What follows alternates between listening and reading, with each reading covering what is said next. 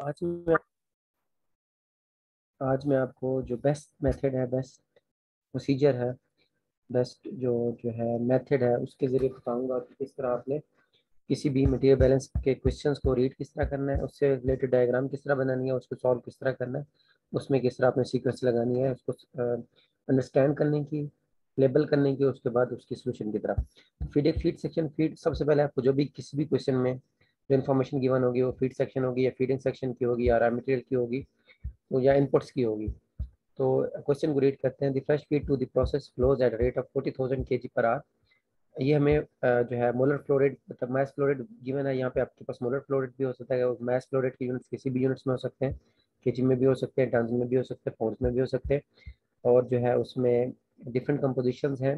एक तो एसोब्यूटेन की 25 मोल % कंपोजिशन है। तो यहाँ से हमें पता चल गया कि जो हमें गिवन कंपोजिशन है वो गैसेस मोल कंपोजिशन है। ब्यूटालीन की 25% है और एन ब्यूटेन की 50% कंपोजिशन है। और इसके अलावा एक एक्स्ट्रा इन्फॉर्मेशन ये है कि एन ब्यूटेन आपके पास जो है इनर्ट है इस प्रोसेस में। तो जब आपके पास यहाँ पे ये जो गैसेस गिवन है इनके मोल परसेंटेज इनको पहले आप मैथ में कन्वर्ट करोगे, उसके बाद फिर आप फीट से मल्टीप्लाई करके आपको पता चल जाएगा कि फीट के अंदर कितना उनका मैथ आ रहा था। तो ये आपके पास फर्स्ट सेक्शन हो गया, फीडिंग सेक्शन, या आप इसको इनपुट सेक्शन कह सकते हैं या रॉ मटेरियल सेक्शन भी कह सकते हैं। अब सेकंड है pre treatment section. Feeding session के बाद प्री ट्रीटमेंट होगी जिसमें हम मिक्सिंग करेंगे या रिसाइकल करेंगे डिफरेंट स्ट्रीम्स को। तो fresh feed combine with 3 recycle stream. जो है हमारे पास जो फ्रेश फीड आ रही थी उसमें हमने 3 रिसाइकल स्ट्रीम को कंबाइन किया या मिक्स किया। मिक्स करने के बाद जो मिक्स स्ट्रीम होगी, कंबाइन स्ट्रीम होगी, उसको हम फिर रिएक्टर में लेके जाते हैं ताकि रिएक्टर के अंदर जब जो कोई भी स्ट्रीम जाए उसमें अनकन्वर्टेड रिएक्टेंट भी चले जाए ताकि फर्दर रिएक्शन हो सके। Essentially all the butylene fed to the reactor is consumed. अब ये हमें जो है इस क्वेश्चन में ये बताया गया कि जो ब्यूटालीन है जो हमारे पास रिएक्टेंट था वो सारे के सारे कंज्यूम हो गए। इसका मतलब इस बात से हमें ये पता चल गया कि ये हमारे पास लिमिटिंग रिएक्टेंट है। एक्सेस रिएक्टेंट जो है ना वो आपके पास एसोब्यूटेन हो गया। एन ब्यूटेन जो हमारे पास इनर्ट है जिसकी 50% कंपोजिशन है। ये आपके पास प्री ट्रीटमेंट सेक्शन था जिसमें हमने मिक्सिंग करवा दी, रिसाइकल स्ट्रीम को उसके साथ फ्रेश फीड के साथ मिक्स करवा दिया। अब रिएक्शन सेक्शन है। रिएक्शन सेक्शन में क्या है, a portion of reactor effluent is recycle to the reactor. यानी जो आपके पास जो रिएक्टर की जो भी एग्जिट स्ट्रीम थी या जो आउटपुट स्ट्रीम थी, आउटपुट्स थी, उनको हम लेके आएंगे दोबारा रिएक्टर में, डिकेंटर में लेके आएंगे। डिकेंटर क्या करता है, वो फेज सेपरेटर है डिफरेंट डेंसिटी डिफरेंसेस की वजह से। जिसके अंदर सल्फ्यूरिक एसिड है एक्व सोल्यूशन है और हाइड्रोकार्बन फेजेस हैं उनको हम सेपरेट उठा रहे हैं।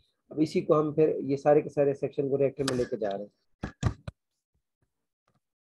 अब the acid is recycle to the reactor. अब एसिड भी रिएक्टर में लेके जा रहे हैं, हाइड्रोकार्बन भी है। जबकि एसिड को रिएक्टर के बाद जो भी प्रोडक्ट बना है उसमें से एसिड को हम दोबारा रिसाइकल में रिएक्टर करवाएंगे ताकि एसिड को हम बार बार यूज करें, रिएक्शन में वो पार्टिसिपेट कर रहा है। जबकि बाकी हाइड्रोकार्बन उनको डिस्टिलेशन कॉलम में लेके जा रहे हैं ताकि उनको सेपरेट कर सकें। The overhead from the distillation column contain iso octane and N-butane.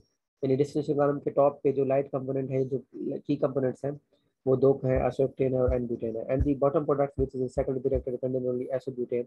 उसमें सिर्फ जो है एसोब्यूटेन है। अब यहाँ पे एसोब्यूटेन आपके पास प्रोडक्ट है, हमारे पास प्रोडक्ट हो गया। एन-ब्यूटेन हमारे पास इनर्ट है, वो जा रहा है साथ साथ।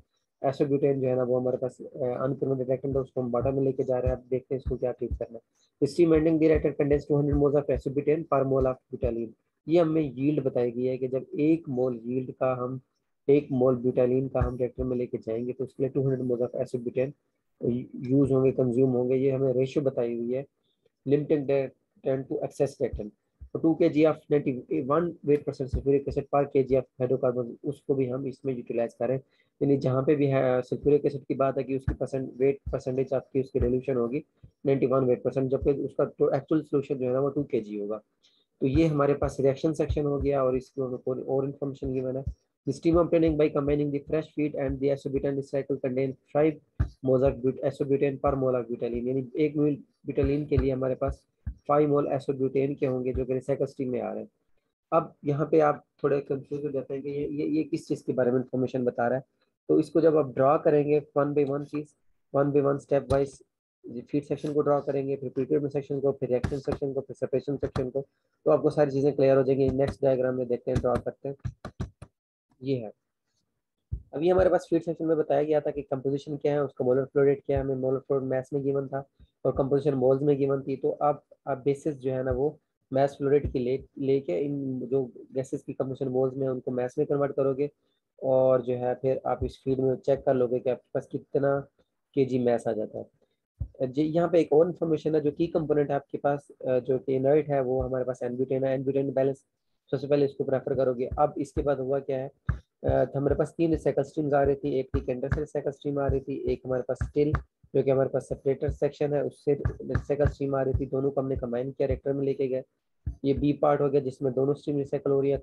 सी पार्ट वो हो जाएगा जिसमें हम थर्ड जो है ना ई कंपोनेंट से रिएक्टर के आउटलेट से जो रिसाइकल स्ट्रीम है तो उसको कंबाइन किया, फिर हम दोबारा रिएक्टर में लेके जा रहे हैं। अब रिएक्शन सेक्शन में हुआ क्या, रिएक्शन सेक्शन में 3 चीजें जा रही है, एक एसोब्यूटेन जा रहा है, एक एनब्यूटेन जा रहा है और एक आपके पास एसो ऑक्टेन जा रहा है। अब एसो एनब्यूटाइलिन जा रहा है। एसोब्यूटेन एनब्यूटेन तो आपके पास इनर्ट है, इसने रिएक्शन में पार्टिसिपेट नहीं करना। एसोब्यूटेन और ब्यूटाइलिन दोनों को रिएक्शन करेंगे, एक लिमिटिंग रिएक्टेंट एक एक्सेस रिएक्टेंट, दोनों रिएक्शन करेंगे, उसके रिजल्ट में हमें एसोक्टेन बना देंगे। अब एसोक्टेन जो है प्रोडक्ट है उस इन अब रिएक्शन रिएक्टर की कंडीशंस ये हैं कि इसमें से जो भी प्रोडक्ट बने उन सबको सबको हमने रिसाइकल किया, एक्सेप्ट जो हमारे पास अब रिसाइकल में हम अनकन्वर्टेड रिएक्टेंट लेके जाएंगे और जो है प्रोडक्ट बना है उसको लेके आएंगे और सिर्फ को लेके आएंगे।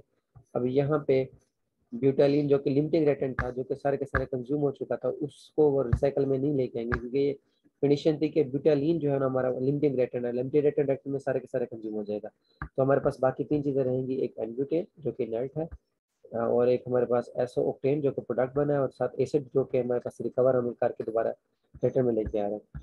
अब इस सारे के सारे प्रोडक्ट को हमने डिकेंडर में लेके गए। डिकेंडर में क्या है, ये सेपरेशन सेक्शन है, फेस डेंसिटी डिफरेंसेस की वजह से ये सेपरेट आउट कर देगा। अभी किसको सेपरेट आउट करेगा, इसमें से जो एसिड है वो बॉटम में चला जाएगा, जो बाकी हमारे पास जो कंपोनेंट्स है प्रोडक्ट स्ट्रीम्स हैं जिसमें इनर्ट भी आ रहा है, प्रोडक्ट भी आ रहा है और हमारे पास जो है अनकन्वर्टेड रिएक्टेंट भी जा रहा है, उनको सारे के साथ स्टील में लेके जाएंगे। स्टील आपके पास डिस्टिलेशन कॉलम है। डिस्टिलेशन कॉलम में होता है क्या है, टॉप पे प्रोडक्ट सेपरेट हो जाता है, बॉटम पे सेपरेट हो जाता है और प्रोडक्ट एसो ऑक्टेन टॉप पे चला जा गया और एन ब्यूटेन जो कि हमारे पास इनर्ट है वो भी टॉप पे चला गया। जब बाकी जो है रिसाइकल जो एसो ब्यूटेन है उसको हम रिसाइकल स्ट्रीम में लेके जाके दोबारा लेके आ रहे हैं। तो ये प्रोसेस कंटिन्यू रहेगा। इसमें हमारे पास एक रिसाइकल तो डिकेंटर से आ गया, एक रिसाइकल स्ट्रीम ये होगी, एक हमारे पास स्टील से आ गया, ये रिसाइकल स्ट्रीम 2 होगी, एक हमारे पास रिएक्टर से रिसाइकल आ गया, ये रिसाइकल स्ट्रीम 3 होगी। तो हमारे पास टोटल 3 रिसाइकल्स हैं, इसलिए मटेरियल बैलेंस है with reactive system having 3 recycle stream. और इसमें एक ही पास स्ट्रीम है जो कि हमारे पास ये है जिसमें हम इनर्ट को बाहर सिस्टम से बाहर निकाल रहे हैं प्रोडक्ट के साथ साथ। यानी ये हुआ क्या, इसमें एक तो फीड सेक्शन था, फीड सेक्शन में हमें बताया गया था कि हमारे पास लिमिटेड रिएक्टेंट क्या है, एक्सेस रिएक्टेंट क्या है और नेट क्या आ रहा है, या की कंपोनेंट क्या आ रहा है। उसके बाद उस फीड सेक्शन में हमने मिक्सिंग सेक्शन या प्री ट्रीटमेंट सेक्शन का नाम जिसको दिया, उसमें हमने रिसाइकल स्ट्रीम को ऐड किया। ऐड करने के बाद फिर हम उनको रिएक्टर में लेके गए। रिएक्टर में रिएक्शन हुआ, रिएक्शन में प्रोडक्ट्स बने, प्रोडक्ट्स को हमने सेपरेट आउट किया। कुछ प्रोडक्ट्स को हम डिकेंटर में लेके गए जहाँ से जो हमारा एसिड था उसको रिकवर कर दिया, जो बाकी प्रोडक्ट है उनको हमने डिस्टिलेशन कॉलम में रिड्यूस करवा। डिस्टिलेशन कॉलम में क्या है, उसमें जो लाइट कंपोनेंट्स वो टॉप पे चले जाते हैं और हेवी कंपोनेंट्स बॉटम पे आ जाएंगे, जो कि हमारे पास एनब्यूटेन है, एसोब्यूटेन है। एसोब्यूटेन को दोबारा रिएक्टर में लेके आएंगे ताकि वो दोबारा रिएक्टर में पार्टिसिपेट करे, जो हमारे पास एक्सेस रिएक्टेंट है। अनकन्वर्टेड रिएक्टेंट जो जा रहा था उसको हम बार बार रिएक्टर में लेके जाएंगे। अब इस पूरे सिस्टम के लिए हमने 1 आवर ऑपरेशन लिया हुआ है और इसको हम अब देखेंगे कि हमने बैलेंसेस कौन कौन से लगाने। तो आज का लेक्चर यहाँ तक था। तो आप इसको अगर फर्दर आपने देखना तो सबसे पहले क्वेश्चन को रीड करें, उसके डिफरेंट सेक्शन बना लें। कि फीड सेक्शन है, फर्स्ट फीड सेक्शन है आपके पास, सेकंड प्रीट्रीटमेंट सेक्शन है, थर्ड रिएक्शन सेक्शन है, उसके बाद सेपरेशन सेक्शन है। उनको डिफरेंट सेक्शन में डिवाइड करने के बाद फिर आप देखेंगे कि रिसाइकल स्ट्रीम कितनी आ रही है, फर्स्ट स्ट्रीम कितनी जा रही है, प्रोडक्ट्स क्या बन रहा है, लाइट कंपोनेंट्स क्या है, हेवी कंपोनेंट्स क्या है, एक्सेस रिएक्टेंट क्या है।